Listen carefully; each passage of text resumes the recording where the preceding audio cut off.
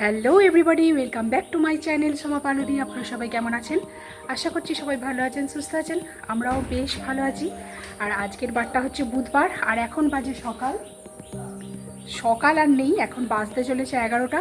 তো আজকে একটু দেরি হয়ে গেল, তো আজকে রেডি হয়ে নিয়েছি। তো পরে নিয়েছি একটা শাড়ি, যাব এক জায়গায়, তো একটা বিশেষ জায়গায়। তো কোথায় যাব সেটা জানতে হলে ব্লগটা পুরোপুরি দেখতে হবে। দেখতে থাকুন ব্লগটা। কোন বিশেষ জায়গায় যাচ্ছি আপনারা তো থাম্বনেল দেখে বুঝতেই পেরে গেছেন। অনেক দিন ধরেই যাবো করছি, কিন্তু যাওয়া আর হয়ে উঠছে না। তো সেই জন্য আজকে তো ঠিক করেই নিয়েছি যে আজকে যাবই ওই বিশেষ জায়গাটায়। এই রাস্তাটা হচ্ছে কয়েক বছর আগে পোলটা ছিলই না, এই রাস্তাটাতে নৌকা দিয়ে পার হতে হতো নদীটা। তো আপনাদেরকে আসবার সময় নদীটা দেখাবো। তো এই যে সেই বিশেষ জায়গায় চলে এলাম। তো এটা হচ্ছে ঘণ্টেশ্বরের শিব মন্দির। তো বহু দিন থেকেই আমি এই মন্দিরে পুজো দেবো বলে দেওয়া হয়ে উঠছিল না। তো দোকানে চলে এলাম, এখান থেকে একটা পুজোর ডালা নিয়ে নিলাম। আর ওই যেটা বাবার মাথায় ঢালবো সেই দুধ মানে পঞ্চদ্রব্য নিয়ে নিয়েছি। আর এখানে দেখুন অনেক জিনিস রয়েছে, মানে অনেক জিনিসই বিক্রি হচ্ছে। কি সুন্দর মহাদেবের মূর্তিগুলো দেখুন, আদিযোগীর। আর এখানে লিঙ্গও রয়েছে মহাদেবের। আর এই দেখুন কত সুন্দর গোপাল, ঘণ্টা এইসব বিক্রি হচ্ছে। আরও রুদ্রাক্ষের মালা, আরও কত কিছু বিক্রি হচ্ছে। তো এখান থেকে আমার মেয়েকে একটা ছোট্ট রুদ্রাক্ষের মালা কিনে দিলাম। আর এই যে আমি এখন ডালা, দুধ সব নিয়ে নিয়েছি। আর এই যে মূল মন্দিরে প্রবেশ করছি, এখানে একটা ব্রাহ্মণ দেখে তো উনি পুজোটা করিয়ে দেবেন। তো এই যে চলে এসেছি পুজো করাতে। তো ব্রাহ্মণ আর কি মন্ত্র বলে আমাকে মানে পাঠ করিয়ে পুষ্পাঞ্জলি দিয়ে পুজোটা ভালো করে করিয়ে নিচ্ছেন। আর আমি বাড়ি থেকে একটা ফল এনেছিলাম, যদিও আমি এখান থেকে ডালা কিনেছি, তবু বাড়ি থেকে একটা ফল এনেছিলাম বাবার মহাদেবের জন্য স্পেশালি। তো সেটা আর কি অর্পণ করে দিলেন ব্রাহ্মণ। আর তারপরে আমি দুধ, বেলপাতা সব অর্পণ করে দিলাম। আর বহু দিনের ইচ্ছা ছিল এই মানে ঘণ্টেশ্বর মন্দিরে বাবার মাথায় জল ঢালার। আর এই শ্রাবণ মাসে আসলে আমার সোমবার দিনে আসার কথা ছিল। তো আমার মা বলল যে এখানে প্রচণ্ড ভিড় হবে, তো সেই জন্য আসিস না, অন্য টাইমে আসবি। তো সেই জন্যই আজকে বুধবার সেই আজকের দিনে এলাম, একটু ভিড়টাও কম হলো আর পুজোটাও তাড়াতাড়ি হয়ে গেল। আর এই মন্দির সম্পর্কে আপনাদেরকে কি বলবো, এটা আমার বাপের বাড়ির মানে পাশের গ্রামেরই মন্দির। এখানে আমি কখনো আসিনি, অথচ এখানেরই আশেপাশে দিয়ে আমি কত যাতায়াত করেছি, পড়তে গেছি, তারপরে এখানে এসেওছি অনেকবার। অথচ এই মন্দিরে মানে ঢুকেছিলাম, বাবার দর্শন সেভাবে করা হয়নি আর পুজো তো সেভাবে দেওয়াই হয়নি। বিয়ের আগে আসলে ব্রত বা উপোস কিছুই তো করতাম না, সেই জন্যই আর কি মন্দিরে পুজো দেওয়ারও সেরকম কোনো ইচ্ছা হয়নি।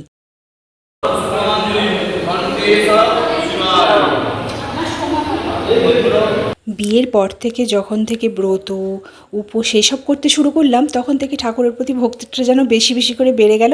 আর বেশি বেশি করে পুজো টুজো দিতেও ইচ্ছা করে। আর সেই জন্যই আর কি। তো এই মন্দিরে একটু পুজো টুজো কমপ্লিট হয়ে যাওয়ার পর এখন বাতি জ্বেলে দিচ্ছি। তো একটু ধূপও জ্বেলে দেবো। আর একটু মনের ভেতরে একটা শান্তি অনুভব হচ্ছে। আসলে অনেক দিনের তো এটা আশা যে পুজো দেবো এখানে। পুজো দিয়ে এত ভালো লাগছে মনের ভেতরে যে কি বলবো, একটা শান্তি ফিল হচ্ছে। আর এই জায়গাটা আমাকে বেশ ভালোও লাগছে। এখানে চৈত্র মাসে জানেন বিশাল ধুমধাম করে গাজন হয়, অনেক সন্ন্যাসী হয়।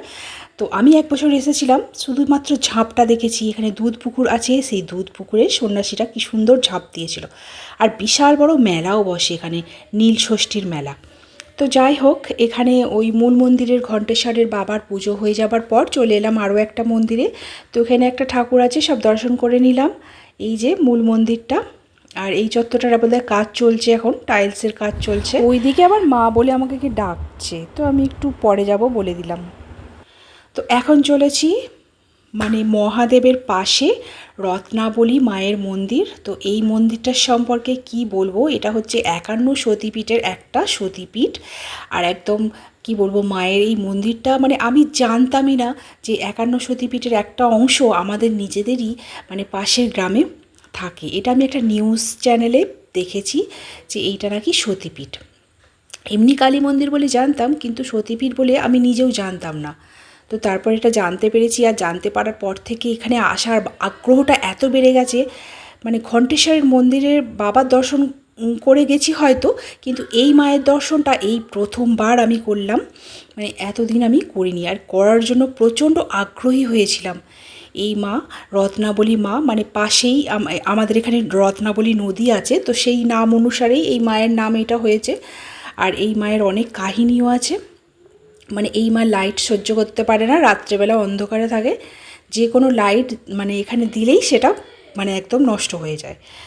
তো এখানে আমি দক্ষিণে দিয়ে জাস্ট প্রণাম করে নিয়েছি, এখানে পুজোটা দিলাম না, অন্য কোনো বারে এসে দেব। আর এই যে দুধ পুকুর, এখানে একটুখানি জলটা ছুঁয়ে নিচ্ছে অমরবাবু, রিম। এই জলটা ছুঁয়ে নিলে একটা পূর্ণ লাভ হয়, মানে গঙ্গা জল টাইপের। দেহ মন পরিশুদ্ধ হয়ে যায়। তো আমিও চলে এলাম পুকুরে, আর আমি ভাবলাম একটু পাটা ডুবিয়েই নিই। আর ওদিকে আমার আঁচলটাও ভিজে যাচ্ছিলো, এটা আমি লক্ষ্যই করিনি। তো যাই হোক, মাথায় জলটা ছিটিয়ে আমি একটু পূর্ণ মানে সঞ্চয় করে নিলাম। কর্মব্যস্ততা জীবনে কখনো কখনো এরকম শান্তির জায়গায় এলে সত্যিই মনের মধ্যে এত সুন্দর একটা ফিলিংস হয়। তো এখানে আরও একটা মন্দির আছে, সেখানেও ঠাকুর দর্শন করে নিলাম। এই একটা মন্দির, এই ঠাকুরটা অবশ্য কী ঠাকুর আমি বুঝতে পারছি না, আপনারা যদি জানেন কমেন্ট বক্সে জানাবেন। তো মাথায় হলুদের টিকা লাগিয়ে আমরা দুজনে মিলে তো এখন একটা মিষ্টির দোকানে দাঁড়িয়েছি। অমরবাবু কিছু মিষ্টি টিষ্টি নিচ্ছে। আর আসলে বাপের বাড়ির কাছাকাছি এসেছি, একটু বাবার বাড়ি গেলে তো না হয় না, তো সেই জন্য মাকে ফোন করে দিয়েছিলাম। তো মা এখানে রান্নাবান্না করে রেখেছে। আর এই যে একটু জ্যাকবাবুর সঙ্গেও দেখা করে নিলাম। আর এই যে আমার পুচকি বেটা, ওর জন্য মানে ওর দিদি এত ছটপট করছিল ওকে দেখার জন্য, আর মা এদিকে শরবত করেছে আমার জন্য, সেটা খেয়ে নিলাম। পিপির চশমা পড়েছে নাকি? পুচকে বেটা এখন ওর পিপির চশমাটা পরেছে, পরে একটু স্টাইল করছে। আর আমি এদিকে চলে এলাম উপরে। ভাই হচ্ছে যে কিচেনটা পুরো মডিউলার সেট আপ দিয়েছে, তো সেটাই দেখতে চলে এলাম। আগের বারে যখন আপনাদের সঙ্গে ভ্লগটা মানে ভাইয়ের বাড়ির ভ্লগটা আমি শেয়ার করেছিলাম, তখন এইটা হয়নি, তো এটা হয়েছেই মানে নতুন, তো সেই জন্য একটু আমিও দেখতে চলে এলাম। এই দরজাগুলো তখন ছিল না, এই দরজাগুলোও নতুন নতুন হয়েছে। তো বাবার বাড়ির যে কোনো জিনিসই হোক দেখার খুব ইচ্ছা, সেই জন্যই আর কি চলে এলাম দেখতে। আর অমরবাবু অবশ্য এই মানে দোতলাটাই প্রথম দেখলো, মানে দোতলাটা হয়ে গেছিলো যখন ফিটিং হলো, এই প্রথম ও দেখেছে। আর তারপরেই চলে এলাম মামার বাড়িতে। মামার বাড়িতে দিদার সঙ্গে একটু দেখা করতে চলে এলাম। দিদা, মামা, মাইমা সবার সঙ্গে দেখা করে নিলাম। পুচকি বেটাকেও সঙ্গে করে নিয়ে এসেছিলাম। আর মা এদিকে খেতে দিয়ে দিয়েছে, তো ওরা খেতে বসে পড়েছে, আমারটা একটু পরে বসবো। তো আছে কাঁচকলা ভাজা, পটল ভাজা, চিকেন আর আমের চাটনি। হ্যাঁ, লাউ শাক পোস্ত। আগে আমি জ্যাকবাবুর একটু খাওয়া দেখি। জ্যাকবাবুর খাওয়াটা মা ঠিকঠাক করছে, আর জ্যাকবাবু তো অস্থির হয়ে যাচ্ছে ও কখন খেতে আসবে। ওর বাধাটা ছাড়লেই ও ব্যাস ছুটবে, চলে এসেছে। আর ওকে এখন ডাকলেও সাড়া পাওয়া যাবে না, ও যে যতক্ষণ না খাওয়াটা খতম করছে। খাওয়ার জন্য যেন একদম কি বলবো। তো যাই, আমি খাওয়া দাওয়া করে নিই আর একটু রেস্ট নিয়ে এখন বেরিয়ে পড়েছি। এখন বিদায় পর্ব চলছে দিদা নাতনির। আমিও একটু প্রণাম করে নিলাম, মায়ের একটুখানি আদর খেয়ে নিলাম। এই আদরটা নিয়েই এখন যেতে হবে নিজের বাড়িতে। আর পুচকি বেটা তো ছাড়ছেই না, ও তো আমাদের সঙ্গে চলেই যাবে, এরকম অবস্থা। তো যাই হোক, চলে এসেছি। আর এই যে সেই নদীটা, যেই নদীটাতে নৌকো পেরিয়ে আমাকে বাপের বাড়ি যেতে, মানে নৌকো করে মানে যেতে হতো বাপের বাড়িতে, তো সেটা এখন পোল হয়ে গেছে, সুবিধে।